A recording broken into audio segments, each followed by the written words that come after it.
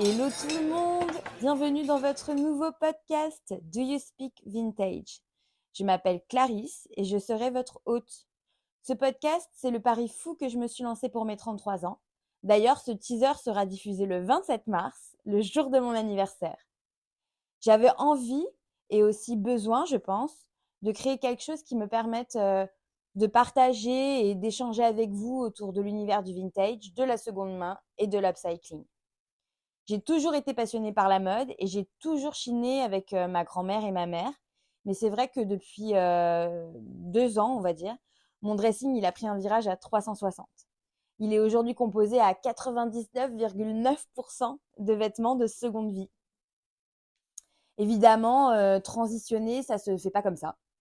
J'ai encore des pièces issues de la fast fashion dans mon dressing qui restent en très bon état, que je porte encore.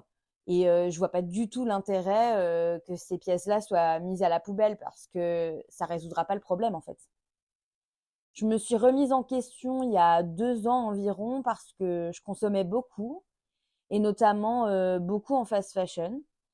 J'avais pourtant bien conscience que l'industrie de la mode était notoirement connue pour son gaspillage et son manque d'éthique sociale aussi. Et je cherchais un moyen plus bienveillant d'aimer et de consommer la mode. L'année dernière, par exemple, pour mon mariage, j'avais 3 tenues et elles étaient toutes chinées ou upcyclées, des chaussures aux accessoires. Je n'ai rien acheté de neuf. C'était à la fois naturel pour moi de le faire et c'était aussi une petite victoire parce que je voulais faire tomber les a priori sur la seconde main que certains ou certaines estiment encore sales et démodées. Et je voulais pas, et honnêtement, je pouvais pas non plus me le permettre d'investir dans 10 000 euros dans une robe que je mettrais plus. Les mentalités changent déjà et je pense que c'est une bonne chose.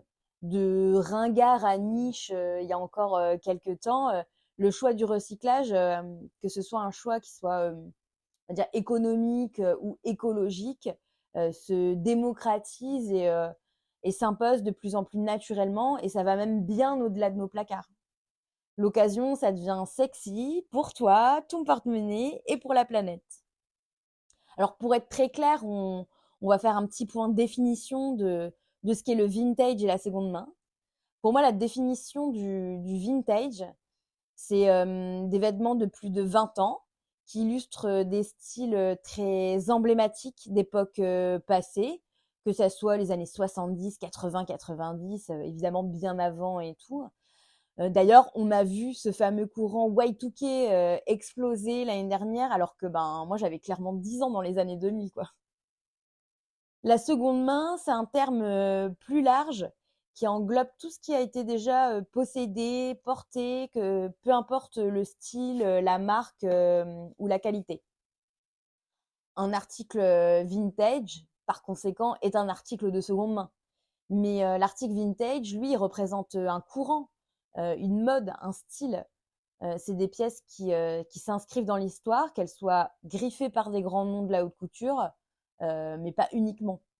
Il y a beaucoup de pièces vintage, de marques qui n'existent plus. Et souvent, la qualité du vêtement est assez représentative, elle aussi, de l'époque de sa conception.